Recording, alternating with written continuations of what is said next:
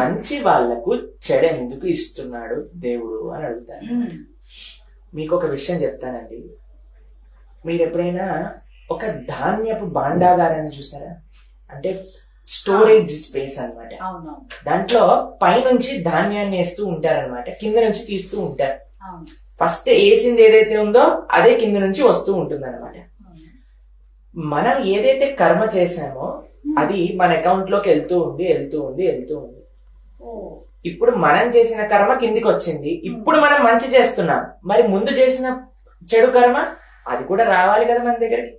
కాబట్టి ఇప్పుడు నేను మంచి చేస్తున్నందుకు నాకెందుకు చెడు జరుగుతుంది అని అంటే, ఇప్పుడు మంచి చేస్తున్నా ఒప్పుకుంటాం, కానీ ఇంతకు ముందు చేసిన చెడు ఏదైతే ఉందో అది బయటకు వస్తుంది. మీకు ఒక విషయం చెప్తాను, ఈ లోకంలో ఏది మంచి ఏది చెడు అని తెలుసుకోవడమే చాలా పెద్ద విషయం. అవునా? మీకు చిన్న కథ చెప్తాను, మీకు అర్థమయ్యే విధంగా. ఒకసారి ఒకళ్ళు ఒక గుర్రాన్ని కొనుక్కున్నారు అనమాట. చాలా డబ్బులు పెట్టి ఒక గుర్రాన్ని కొనుక్కున్నారు. వెంటనే ఇంటి పక్కలో ఉండే వాళ్ళందరూ వచ్చి, అబ్బా అబ్బా అసలు ఎంత మంచి జరిగింది, మీకు ఎంత మంచి జరిగింది, ఇంత గొప్ప ఒక మంచి జాతికి చెందిన గుర్రాన్ని మీరు కొనుక్కోగలిగారు, చాలా అదృష్టవంతులు మీరండి అని చెప్పారు అన్నారు. అయితే ఇంటి ఓనర్ అన్నారు, ఏది మంచి ఏది చెడు ఎవరికి తెలుసు అని అన్నారు. నెక్స్ట్ డే ప్రొద్దున లేచి చూసేసరికి ఆ గుర్రం కట్లు తిప్పుకొని వెళ్ళిపోయింది అనమాట, ఇంట్లోంచి పారిపోయింది. వెంటనే ఇంటి పక్కన వాళ్ళందరూ వచ్చి, అయ్యో ఎంత చెడు జరిగింది, మీ దగ్గర నుంచి గుర్రం వెళ్ళిపోయింది అని అన్నారు. మళ్ళీ ఈయన అన్నారు, ఏది మంచి ఏది చెడు ఎవరికి తెలుస్తుంది అని అన్నారు. ఆ గుర్రం అరణ్యానికి పారిపోయింది కదండి. సాయంత్రం కల్లా ఇంకొక 5 గుర్రాలను తీసుకొని ఇంటికి వచ్చేసింది అనమాట. వెంటనే మళ్ళీ ఇంటి పక్కన ఉన్న వాళ్ళందరూ వచ్చి, అరే ఎంత మంచి జరిగింది మీకు అనగానే, ఏది మంచి ఏది చెడు ఎవరికి తెలుసు అని అన్నారు. నెక్స్ట్ డే ప్రొద్దున వీళ్ళ అబ్బాయి గుర్రాన్ని నేర్చుకోవడానికి, హార్స్ రైడింగ్ అంటారు కదండి, దాన్ని చేసుకోవడానికి గుర్రం పైన వెళ్తున్నారు. ఆయన కింద పడి కాలు కొట్టుకున్నారు, ఫ్రాక్చర్ అయిపోయింది. వెంటనే అందరూ వచ్చేసి, అయ్యో ఎంత చెడు జరిగిందండి. అయ్యా ఏది మంచి ఏది చెడు ఎవరికి తెలుసు అన్నారు. అంత లోపల మరుసటి రోజు ఏం జరిగింది అంటే, ఈ రాజ్యం పైన దండయాత్రగా పక్కన రాజ్యం వాళ్ళు వచ్చారనమాట. ఆ రాజుగారు ఒక నియమనం చేశారు, ఎవరైతే 18 సంవత్సరాల పైబడిన వయసు ఉన్నారో అందరూ కూడా యుద్ధానికి వెళ్ళాలి అని చెప్పారనమాట. అందరూ ఊర్లో ఉండే పిల్లలందరినీ యుద్ధానికి తీసుకెళ్లిపోయారు. 18 years దాటిన వాళ్ళందరికీ. వీడు మాత్రం వెళ్ళలేదు, ఎందుకంటే ఈయన కాలు ఎగిరిపోయింది. తెలిసిన విషయం ఏంటి అని అంటే, ఎవరైతే వెళ్లారో వాళ్ళందరూ యుద్ధంలో చనిపోయారు, వీడు తప్ప, ఎందుకంటే వీడు ఇంట్లో ఉంటాడు. ఇప్పుడు చెప్పండి, ఏది మంచి ఏది చెడు ఎలా డిసైడ్ చేస్తా? ఎప్పుడు ఏం జరుగుతుందో. కాబట్టి ఏది చేసినా భగవంతుడు మన కోసం మంచి చేస్తాడు, చెడు చెయ్యరు. భగవంతుడు మనకి చెడు చెయ్యాలి అని ఎన్నడూ అనుకోడండి.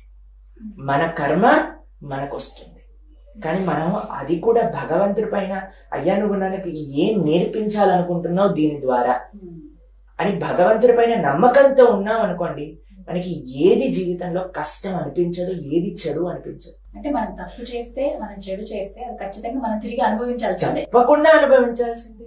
Every action has equal and opposite reaction. ఇది మనం చదువుకున్నాం కదా. అంటే మన తప్పు చేసినందుకు దేవుడి దగ్గరికి వెళ్ళి ఎవరైనా కానీ క్షమాపణ అడుగుతాం. తప్పు అయిపోయింది, నేను తెలియక చేశాను దేవుడా, ఇది తెలిసి చేసినా తెలియక చేసినా ఇది తప్పైందని ఒప్పుకుంటారు. అలా ఒప్పుకున్నప్పుడు మరి దేవుడు క్షమించేయచ్చు కదా, ఎందుకు ఆ శిక్షని మళ్ళీ తిరిగిస్తున్నారు? మీకు విషయం చెప్తానండి. మన కర్మ మన దగ్గరకు వచ్చినప్పుడు భగవంతుని ఎందుకు ఆశ్రయించాలి అని చాలా మంది ప్రశ్న కూడా ఉంటుంది అనమాట. మరి దేవుడు ఏం చేస్తాడు మన సంబంధంగా? మీకు విషయం చెప్తానండి. కర్మ పోదు. ఎవరైనా మీ కర్మ మొత్తం కూడా తీసేయచ్చు అని అంటే, భగవద్భక్తులకి ఏం చేస్తాడు భగవంతుడు అని అంటే, ఒక టోకెన్ పనిష్మెంట్ ఇస్తాడనమాట. అంటే ఇప్పుడు చూడండి, తల్లి ఒక చిన్న పిల్లవాడు చాలా పెద్ద అల్లరి పని చేశాడు అనుకోండి, తీసుకెళ్లి కళ్ళల్లో కారం పెట్టేసి, వాతలు పెట్టేసి, బెల్ట్ తో కొట్టేసి అలా చేయాల్సిన అవసరం లేదు. ఏం చేస్తుంది, వీడు ఈ పని మళ్ళీ చెయ్యకుండా ఉండాలి అని అంటే ఏదో ఒక చిన్న విషయం పనిష్మెంట్ గా వీడికి ఇస్తే అప్పుడు తెలుస్తుంది అని మనకు తెలుస్తుంది. నేను చూసాను ఒకసారి, ఒక పిల్లవాడు ఫ్యాన్ లో చేయబెడతా అని అంటున్నాడు. ఎంత వాళ్ళ అమ్మ చెప్తున్నా సరే వినట్లేదు, ఫ్యాన్ వైపు ఇలా ఇలా ఉంగి ఇలా చేయబెడుతున్నాడు అనమాట. అయితే వాళ్ళ అమ్మ ఏం చేసింది, స్విచ్ ఆఫ్ చేసేసింది. ఆఫ్ చేసి అది మెల్లగా తిరుగుతుంది కదా, అప్పుడు చేయబెట్టాగానే టక్ అని కొద్దిగా తెలంగాణ అని ఇలా వెనకాల పెట్టేసుకున్నాడు. అసలు తగలేదు, జస్ట్ ఆ ఫ్యాన్ ఇలా అని వెళ్తుంది అనమాట, చిన్నగా తగిలింది. అప్పుడు వాడికి అర్థమైపోయింది, వామ్మో ఇందులో చేయబెడితే నా చెయ్యికి దెబ్బ తగులుతుంది అని. భగవంతుడు కూడా ఏం చేస్తాడు అంటే ఒక టోకెన్ పనిష్మెంట్ ఇస్తారనమాట, మళ్ళీ ఈ తప్పు రిపీట్ చేయకుండా. తల తెగే ప్రదేశంలో ఆయన చిన్న వేలు తెగి వదిలేస్తారు. ఒకసారి ప్రభుపాదుల వారి దగ్గరకు ఒక ఆయన వచ్చి ఆయన కిచెన్ లో కూరగాయలు కట్ చేస్తూ ఉన్నారనమాట. చెయ్యి తెగింది. చెయ్యి తెగినప్పుడు ప్రభుపాదుల వారి దగ్గరకు వచ్చి, నేను కృష్ణ సేవ చేస్తున్నా, నా చెయ్యి ఎందుకు తెగింది అన్నారు. ప్రభుపాదుల వారు అన్నారు, నీ పీక తెగాల్సింది, కానీ కృష్ణుడు చేతి తెగతంతో తీసేశారు. పాము కాటు చీమ కాటుతో తీసేస్తారు ఆయన. అలా భగవంతుని ఆశ్రయించిన వాళ్ళందరికీ కూడా ఎప్పుడు అని అంటే తప్పులన్నీ చేసేసి ఒక రోజు దేవుడి దగ్గరికి వచ్చేసి, అయ్యా నేను తప్పులన్నీ క్షమించేసే అని చెప్పి మళ్ళీ వెళ్ళి మళ్ళీ తప్పులు చేసినప్పుడు కాదండి. ఒకసారి, అయ్యా నేను తెలుసో తెలియకో తప్పు చేశాను కృష్ణ, కానీ ఈ రోజు నుంచి నేను మారాలనుకుంటున్నాను, మారడానికి కలిగిన శక్తి నువ్వు నాకు ఇవ్వాలి.